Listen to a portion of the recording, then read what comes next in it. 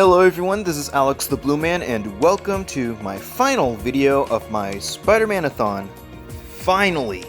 For today, I'm going to be talking about Spider-Man Far From Home, which was my 5th most anticipated movie of the year. What I really love about these movies so far is the introduction of other Spider-Man villains that we haven't seen on the big screen as of yet.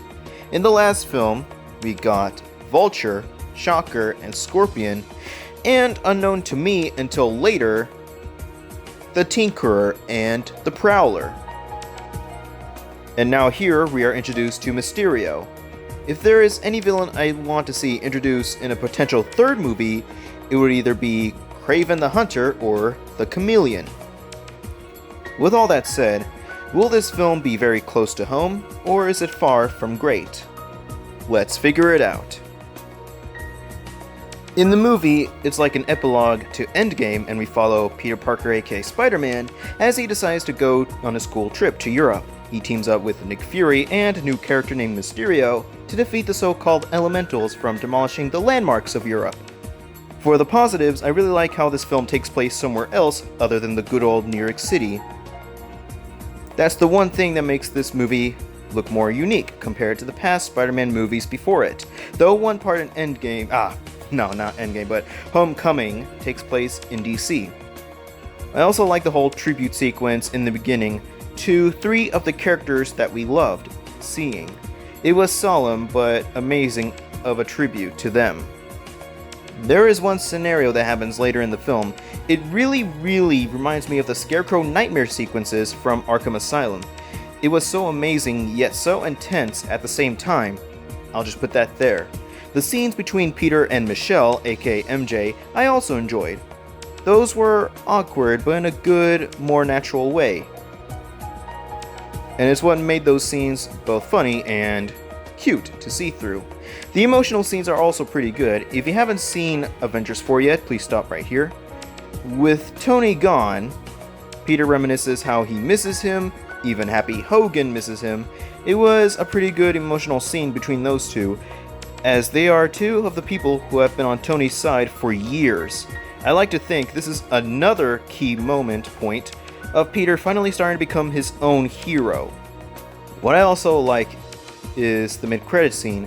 If you watch the original trilogy, you best be prepared to be jaw-dropped, because it was surprising, and it makes me uncertain for yet to come, for other reasons. For the negatives, this is a mild spoiler, but how they call the dusting or the decimation or the snap from Infinity War, or even the second snap from Endgame, what they call that is a bit frustrating to me. What they call it is just pretty stupid, and I wish they call it something else, like the resurrection or the return. Not to forget at the beginning, the whole thing was treated as a bit of a joke, when it was supposed to be a serious issue. One of the supporting characters just annoys the stuff out of me. I won't say who, but he's really like this film's version of Flash Thompson than the actual version of Flash Thompson in this movie, attitude-wise.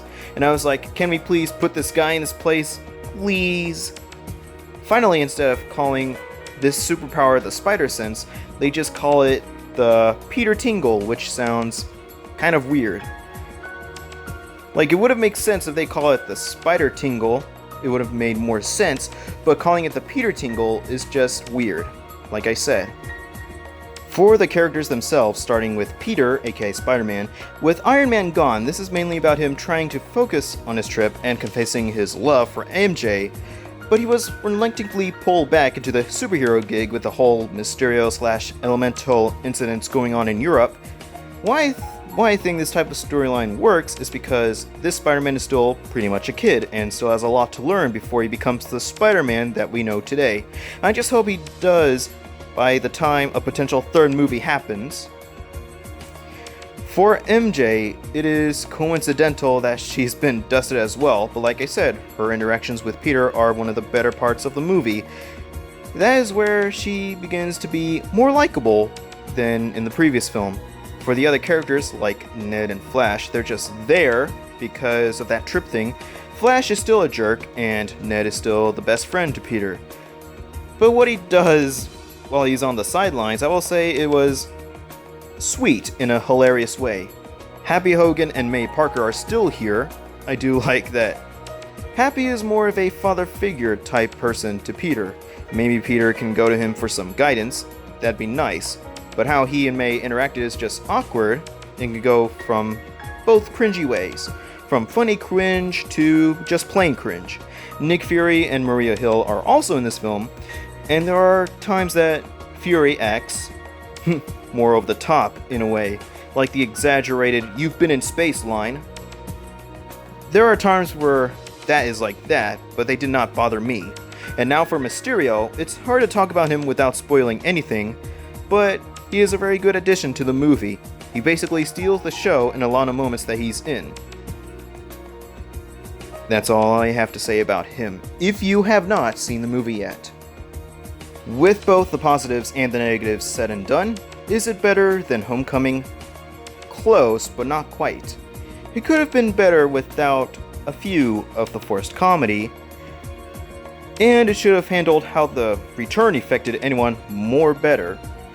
But it doesn't mean it's all terrible. I do like the interactions between Peter and MJ, and the movie being set in European cities, and Mysterio.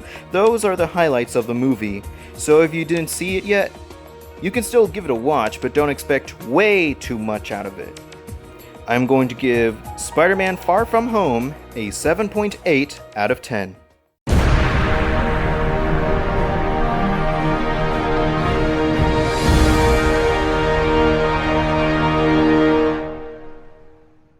I'd like to apologize once again for this video being over 2 months late. As I said, I'm more busy than I used to be last year, and I wanted to take the time to review the past Spider-Man movies, but thank goodness that is out of the way.